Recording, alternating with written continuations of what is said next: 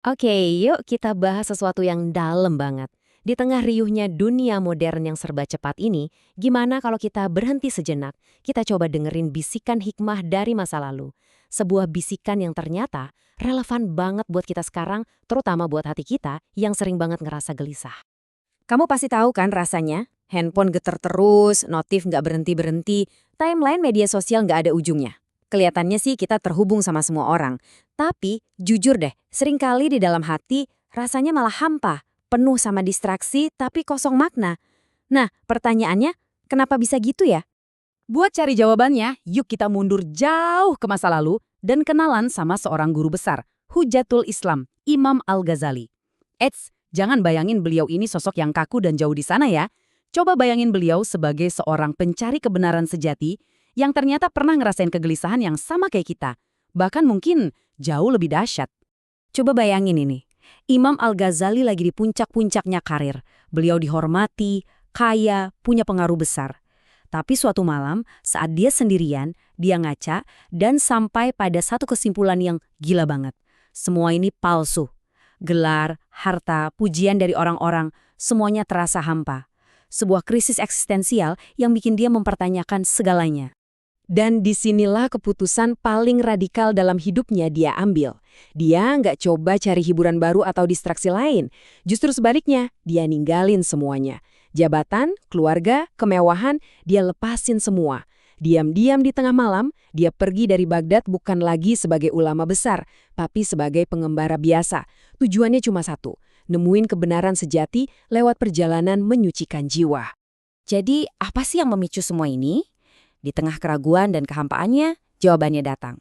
Bukan dari buku atau debat kusir, tapi dari sesuatu yang dia sebut nur ilahi atau cahaya Tuhan. Anggap aja ini kayak aha momen spiritual yang luar biasa. Sebuah kesadaran yang langsung di-download ke dalam hatinya, yang tiba-tiba bikin dia bisa ngeliat mana yang asli dan mana yang palsu di dunia ini. Nah, dari perjalanan spiritualnya inilah lahir kebijaksanaan-kebijaksanaan luar biasa yang dia bagikan ke murid-muridnya. Dan sekarang, giliran kita. Yuk, kita bayangin diri kita lagi duduk di hadapan sang guru. Siap mendengarkan dialognya yang legendaris. Ada 6 pertanyaan yang dia ajukan, yang dirancang khusus buat mengguncang cara kita melihat hidup. Kita bakal bahas beberapa yang paling ngena buat kita hari ini. Oke, pertanyaan pertama. Kedengerannya simple. Imam Al-Ghazali nanya ke murid-muridnya, apa sih yang paling dekat dengan kita? Coba deh kita jawab juga dalam hati. Apa jawaban pertama yang muncul di kepala kita? Murid-muridnya ngasih jawaban yang logis banget. Ya orang tua, guru, sahabat, mereka kan yang setiap hari ada buat kita, yang kita sayang. Jawaban yang wajar banget kan? Mungkin kita juga bakal jawab hal yang sama. Tapi, jawaban Imam Al-Ghazali beda. Jawabannya benar-benar menghentak. Yang paling dekat kata beliau adalah kematian. Loh kok gitu? Karena kematian itu sebuah kepastian. Janji Tuhan yang gak pernah meleset. Ia deket banget, tapi kita seringkali hidup seolah-olah ia masih jauh di sana. Ini bukan buat nakut-nakutin, tapi pengingat yang kuat, supaya kita nggak menunda-nunda kebaikan.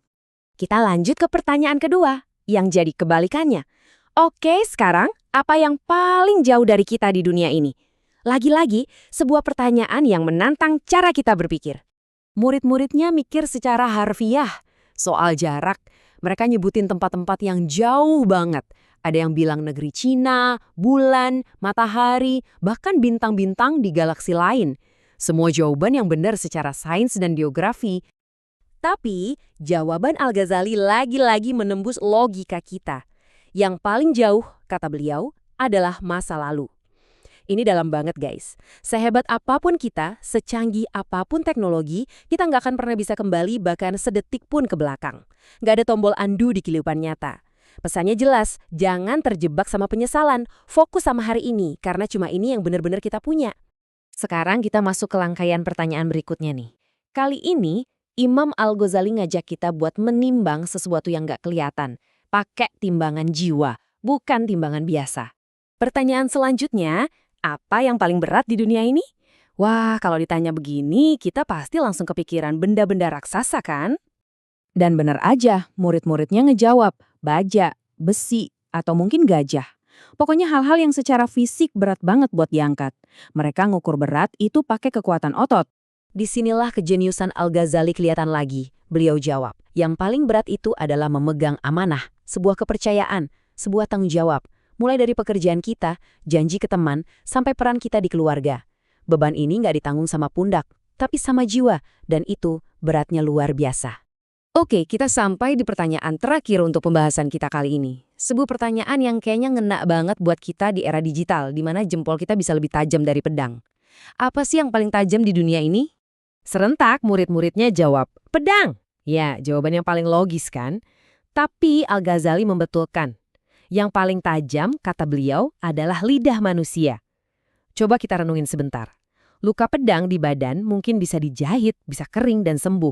Tapi luka karena kata-kata yang nusuknya langsung ke hati, wah itu bekasnya bisa membekas seumur hidup.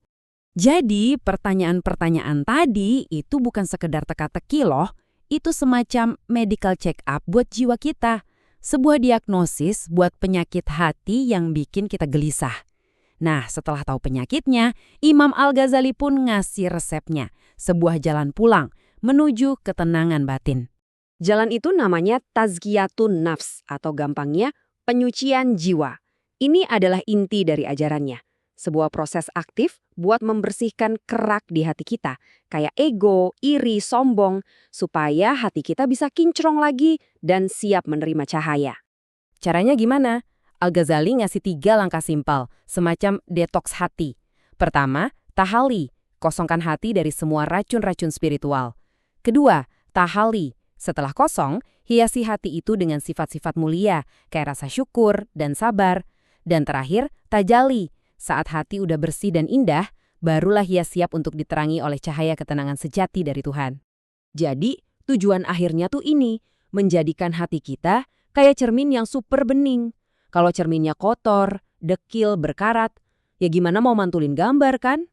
Tapi, begitu cermin itu kita bersihin sampai mengkilap, ia siap memantulkan nur ilahi, cahaya yang sama yang dulu nuntun Al-Ghazali keluar dari kegelapannya. Disitulah letak ketenangan sejati. Sebagai penutup, yuk kita kembali ke pertanyaan paling dasar. Di tengah dunia yang super bising ini, penuh notifikasi, opini, dan drama tanpa henti, coba renungkan sejenak. Suara siapa yang sebenarnya paling perlu dan paling ingin kita dengarkan? Mungkin jawabannya udah ada di dalam hati kita yang paling dalam, tinggal nunggu untuk kita dengarkan.